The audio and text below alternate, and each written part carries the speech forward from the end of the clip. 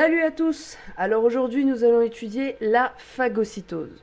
Donc ce qu'il faut savoir tout d'abord, c'est que la phagocytose va être assurée par plusieurs cellules spécialisées. Donc tout d'abord on va avoir les macrophages qui vont avoir une fonction de phagocytose. Ensuite le polynucléaire neutrophile qu'on voit ici. Et enfin le polynucléaire éosinophile. Donc ces trois cellules ont la fonction de phagocytose.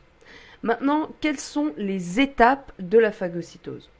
Tout d'abord, une bactérie va rencontrer des cellules NK et des lymphocytes T.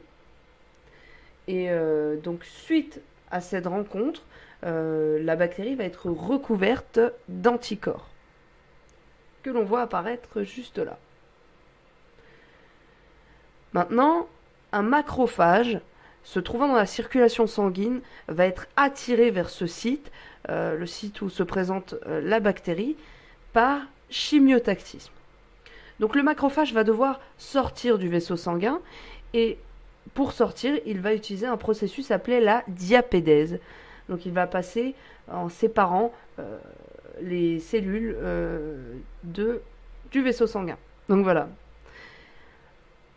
Maintenant, une fois que le macrophage retrouve la bactérie, il va aller à son contact via des pseudopodes, qui sont des allongements ou encore des rétractions de certains éléments de la membrane ou du cytosquelette.